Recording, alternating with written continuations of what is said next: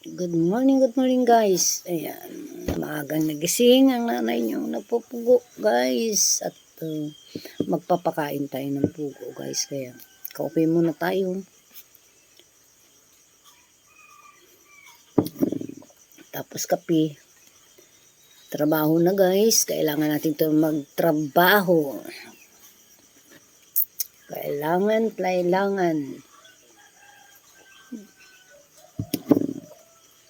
Dahil magpapakain ako ng pugo guys. Dalawa lang kami, wala kaming kasama na nagtatrabaho. Dalawa lang kami ng asawa ko guys.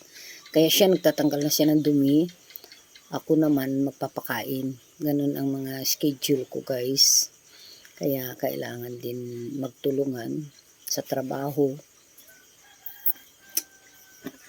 Kailangan natin ng budget araw-araw guys, kaya trabaho lang hanggat malakas pa. Ayan, ganyan lang ang buhay namin.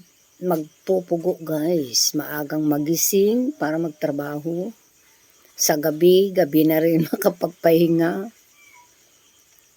Kailangan mo rin tingnan yung tubig, yung pagkain bago ka rin matulog. Kaya yan, ganyan ang mga trabaho ng nagpupugo guys. Ayan, huwag kalimutan i-like and share ang videos ng nanay nyo guys. Bye.